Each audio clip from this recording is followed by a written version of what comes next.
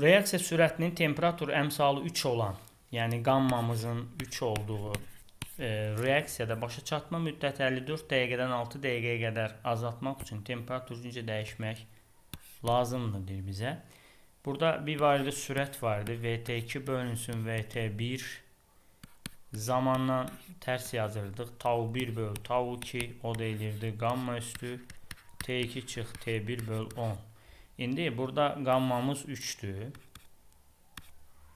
və temperatura 54 dəqiqədən 6 dəqiqəyə qədər, 2 də 6'dır, qamma 3'dür, delta T böl 10, yəni temperatur dəyişməsi. Buradan da 54'ü 6'ya böləndə eləyir. 9 bərabərdir 3 üstü delta T böl 10. 9'u da 3 üstü 2 yazıram. 3 üstü delta T böl 10.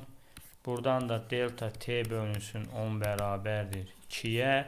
Delta T də bərabər 20 dərəcə Selsi artırmaq lazımdır. Cavabımız D variantı.